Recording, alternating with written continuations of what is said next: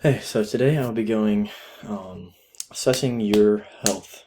This is week one of personal health. So let's get started. So a healthy lifestyle equals a healthy life. This is pretty common sense. A healthy lifestyle comes down to a personal choice. These healthy choices will have an immediate benefit on your life. A few long-term benefits include less risk of illness, likelihood of a longer life, and less likely to have controlling addictions that might control basically every aspect of your life. So to truly thrive during the time you have on this earth, it's essential that you make these healthy lifestyle choices. So when it comes to wellness and health, there are 8 dimensions that basically you need to focus on. So most people believe that the key to wellness is just physical health, as in nutrition, exercise, or how much you weigh, or keeping up with your body weight. But in reality, true wellness comes from accessing all 8 dimensions of your health. These 8 dimensions are as follows: social health, intellectual health, emotional health, spiritual health, physical health, environmental health, occupational health, and last but not least, financial health. So I'm going to go over these in no particular order, but to start off, we have social health. To access and maintain your social health is essential for someone to partake in healthy relationships with friends, with parents,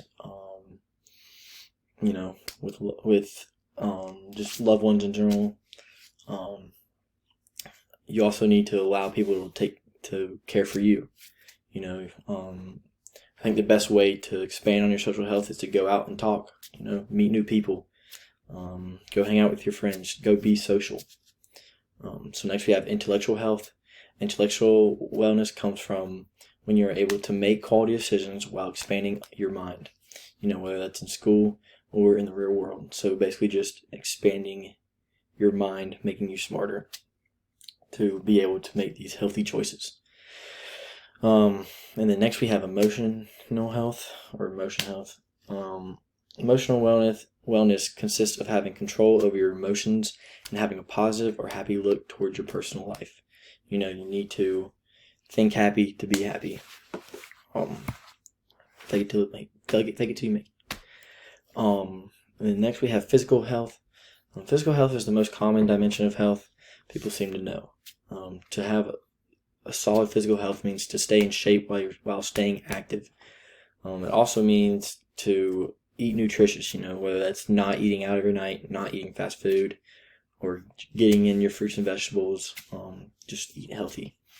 And then physical health, you gotta stay active, keep playing your sports. It'll go a long way. Next, you have spiritual health. To have a good spiritual health requires you to find a sense of meaning for your life. Personally, I've yet to find the actual meaning of my life, but I'm still looking. Like I said, meditating or participating in whatever your belief helps this dimension of health. I go to church every week, or at least try to. If you don't believe in that kind of stuff, then you go meditate. But to believe in something is good for your spiritual health. And then I've environmental health. This dimension of health requires you to basically do your part to keep the environment clean and livable.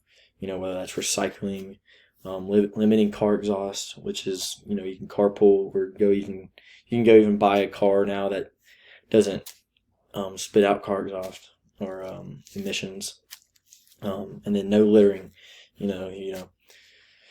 Go pick up trash, feed trash. Don't throw trash out the window. That's not good for our environment. And overall, keeping our environment clean will keep us healthy. Next, we have occupational health. Occupational health comes from when you're working in a good work environment. This means doing something that you enjoy, something that you love.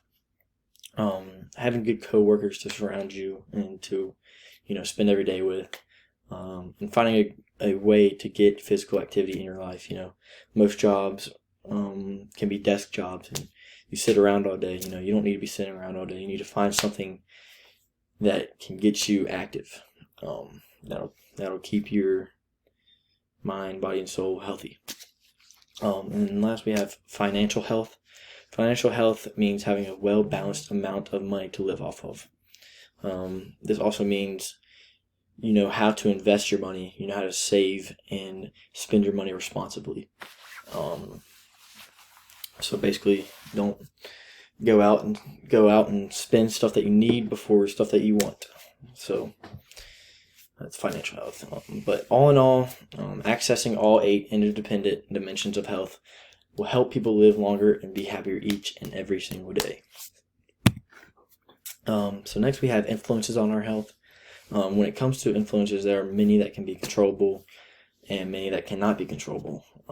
Some common influences are access to healthcare, policymaking, which is uncontrollable, health disparities, genetics are uncontrollable, and mindfulness. It all comes down to whether you want to be healthy or not. It's a choice. Like I said, if health is a main concern, most influences can stem from the choices we make. So here's a little diagram or a little sketch of some influences on our health. Next we have behavior change, and we like to use the SMART system to help make these goals that will help change our behavior. So like I said, the easiest way to make a change for your personal health is to set reachable and realistic goals. Goals are defined as something that one creates to try and accomplish or attain. The SMART system is a system used when making these goals. As specific. Make your goal specific. Don't make it a broad spectrum of stuff that you can do. Make it specific on one thing.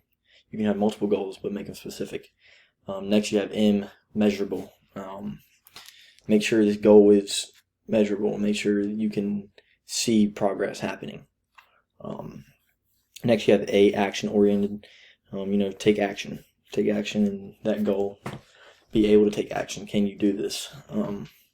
Then R, realistic. Is this goal realistic? Is this something that can actually happen, or are you just, can I go to the moon next year? No.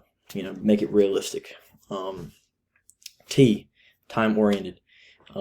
Make it try to have a goal that you can have in the next, or in a small amount of time, or you can make a large goal, but you want to have this goal in a good amount of time, basically. Then following these 5 steps will create realistic goals that can be met to better yourself. So when it comes down to it, accessing my health and goals. After this week's lesson, a few things that really stuck out to me. First, true wellness does not just stem from exercising and eating right. It takes the mind, body, and soul to fully become healthy in every aspect of life. Second, a healthy lifestyle really comes down to whether you want it or not. It's a personal choice. Do I want to get better, or do I just want to keep being unhealthy and living the life I want, or do I want to have a healthy life? Living healthy is a personal choice. Like I said, we all have to make that choice in some point in our life. Then lastly, setting realistic and healthy goals will motivate you every day to become a healthier person all around.